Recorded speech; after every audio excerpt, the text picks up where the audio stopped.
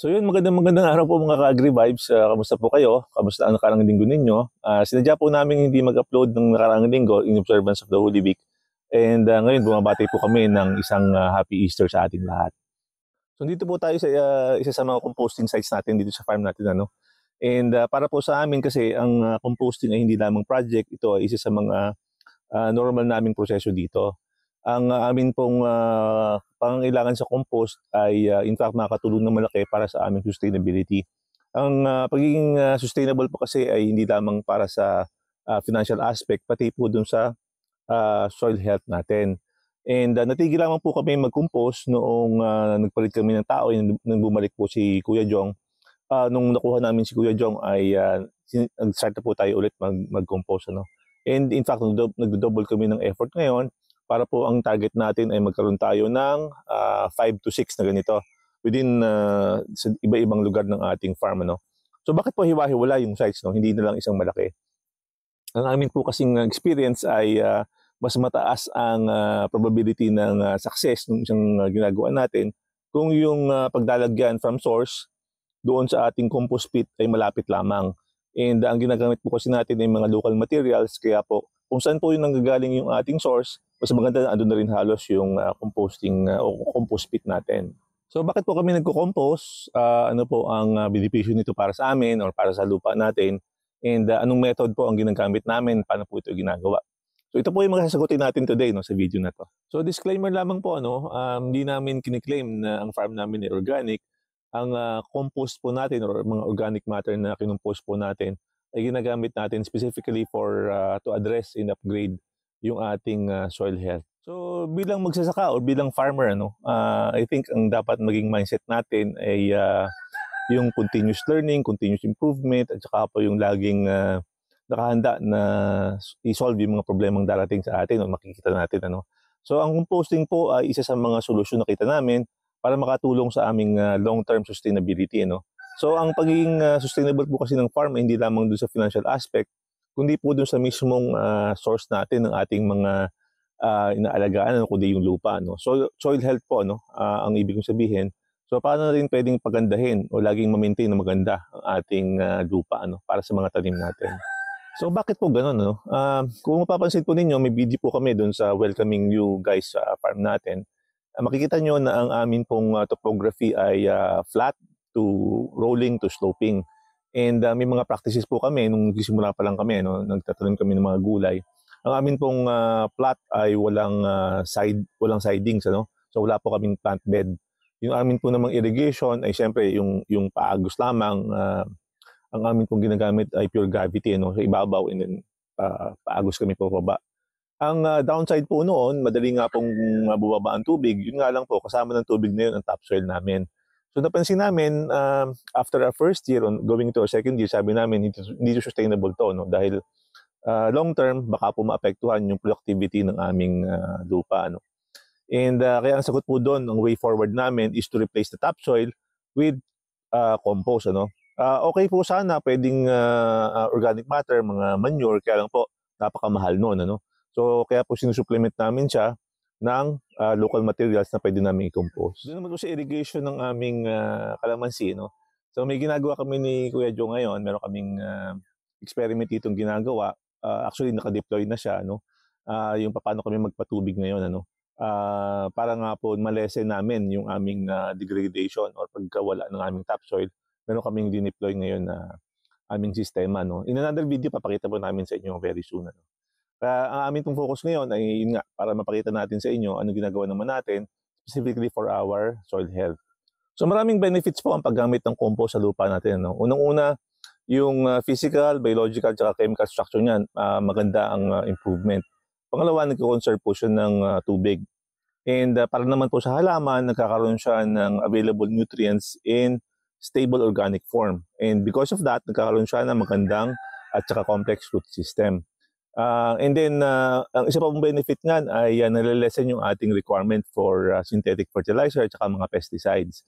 We're not saying it's completely zero in terms of our practices. Ang sinasabi namin ay nakakatulong siya para mapababa po ang pangangailangan sa dalawang bagay na yon. And higit po sa lahat, ito po ay libre, no?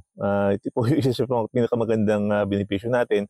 Effort tamang po, ano? Admittedly, sa simula, medyo mataas po ang effort, no? Pero po pagka naging part na ng system, ito po ay madali nang gawin. So anong composting method po ang ginagamit natin, ano? Sa farm po natin na ito, ang ginagamit po natin dito ay yung hot composting na tinatawag or yung thermophilic process, no? Mukha lang siyang komplikadong pakinggan, pero pag nakita niyo po later paano gawin, ay napakasimple lamang po niya, no? Meron lamang po tayong kailangan mga steps na kailangang sundin. So ang hot composting po kasi, no, compared sa cold composting, kaya namin napili din 'yon, ay unang-una mas mabilis siya, no. It takes us 4 to 6 weeks para po makumpleto yung proseso natin, as compared naman dun sa cold composting na usually it takes 12 months to 18 months, no, para makumpleto, ano. So paano ba mag-hot composting, ano? So ang number one step po niyan is establish natin yung composting area natin. So in this case po, dito sa isa sa mga sites natin is malapit sa or sa likod po ng ating bahay, no, o kubo natin. Ang size naman po na dapat nating ma-establish, minimum po niyan ay 1 meter by 1 meter. Kung kaya niyo po ng mas malaki pa doon, better po yan, ano, para po may mas marami tayong makompose, ano. So yun po yung ating unang step. So ang next step po natin ay i-gather natin yung mga materials natin. So sa hot composting po, apat po ang main ingredients niyan, ano. Ang ating nitrogen component, carbon component, of course yung ating water at saka po oxygen or air. So yung last two, very straightforward naman po yun, ano. Sa atin pong nitrogen component, ang atin pong pwedeng gamitin dyan ay yung mga grass clippings natin o yung mga pinagtabasan. Kaya po in this case, sa farm po namin, ang amin pong method ay pagtatabas, no. Siguro I think 1 or twice pa lang kami nakagamit ng herbicide sa kabuuan ng aming farm practice dito, ano. Dahil nga po mas preferred namin na mag-compose, ano. I-compose gamitin po yung ating damo, no. Ang isa pa po pwedeng gamitin diyan ay yung ating mga kitchen waste. Yan po yung pinagbalatan ng mga prutas at saka po mga hilaw na gulay. Kinaklasify lang po namin yung kitchen waste, no, versus food waste.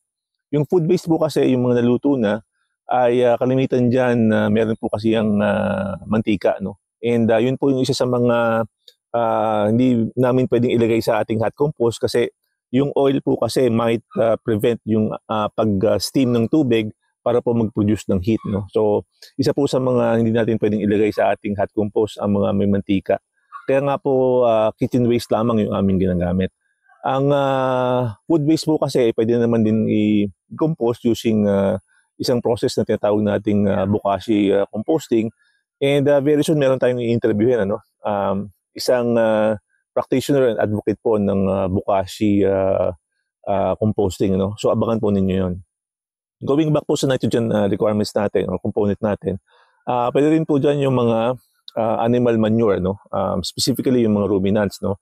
So pwede dyan po yung goat, pwedeng rabbit, pwedeng cow, pwedeng horse, chicken manure pwede rin po, ano.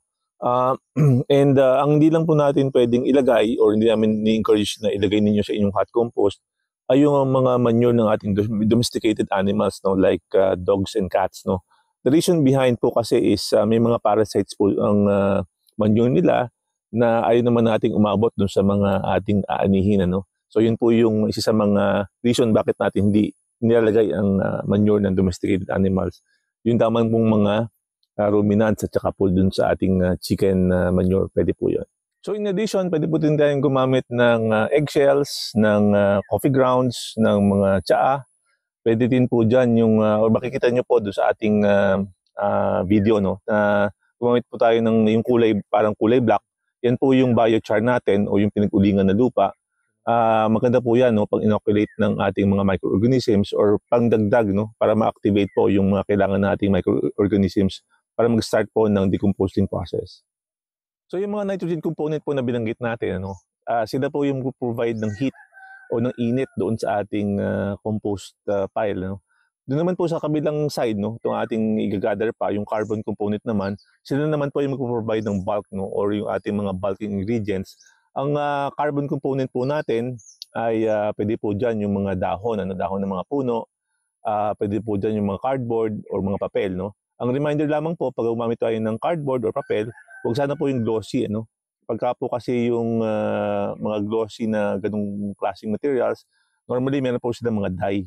no? And yung pong mga dye na yon ay nag-a-act para din pong oil dun sa mga food waste natin na pwede po silang mag-cover, no? Mag-prevent dun sa tubig natin para mag-steam para po ma-achieve yung init na kailangan natin. So magandang maiwasan natin. Just use po yung normal na mga brown paper, yun po mga cardboard at saka yung mga papel. Isang tip lamang po mga kasama, ano, pagka nag-iipon na tayo ng mga materials natin, wag po nating i-underestimate yung dami. Pagka po naipatas na natin sila, no, akala natin madami na, pero pagka po natin pinail na sila, no, makikita natin na laging kulang at kulang po ang ating mga naipon. So other materials na kailangan po natin ay yung ating tolda. Ito po, yan, ganyan tolda, no, or tarp, pang cover. Kasi nga po kailangan natin ay hindi siya mabasa ng ulan. No? Kailangan yung tubig ng ulan ay hindi siya umabot sa ating pile. And yung tubig naman sa loob ay kailangan natin siya mag-steam. Ang iba po pong kailangan natin ay ito po, no? Kailangan natin ng pitchfork, no? Panghalo natin later on. At saka po ang ating pag-measure po ng ating init. Ito po yung ating long stem thermometer. No? Yan. So kailangan po natin yan. So ang next step po natin mga kasama is i-prepare na at saka i-check yung ating mga materials. Ngayon, baka po may mapanood kayo ng mga composting videos or mabasa kayo na meron silang sinasabi na may specific ratio between nitrogen at saka carbon materials. Ano? In this video, wag po natin munang i-focus yun. Ano? Hindi tayo nakafocus doon. Ang atin po munang focus ay mag-gather, no, as many materials as we can, both doon sa nitrogen at saka carbon components natin. So, ang next step po natin dyan, mga kasama, ay yun na, building na ng ating compost pile. Ano? And ang isang reminder lang po namin na maganda sana yung inyong compost pit ay meron pong flooring. Para po unang-una, hindi siya babasa ng ulan. Pagka po umagos yung tubig sa ilalim ng ating pile, ay baka po hindi siya ma-achieve yung ating required temperature. Pangalawa, kailangan din po natin ma-prevent na yun naman pong leaching, no? Yung pagtagas ng mga hindi magandang materials ay sa lupa ay maiwasan natin. So once ma-establish natin yung flooring din natin sa ating compost pit, ano po, ang atin pong gagawin na ay ilagay na yung ating nitrogen components, so yung ating first layer. So atin lang pong tandaan na bawat layer po na ating gagawin ay atin pong basahin ng tubig. Hindi naman po kailangan basang-basa. Ang atin pong kailangan ma-achieve dyan ay more or less, again, 40% moisture. So again, mahirap po nung i-estimate yun, mahirap i-measure yun. So ang rule of thumb lamang po doon or ating ginagamit is pagka po pinigaan ninyo, pinigaan natin yung ating compost pile, ay halos konting-konting patak ng tubig lamang yung tumutulo kung meron man. So yun po yung ating standard. So once meron na po tayong first layer of nitrogen, next naman po doon ay yung ating carbon materials, or yung ating bulking materials. Ang pwede po natin gawin dyan ay 4 inches bawat layer.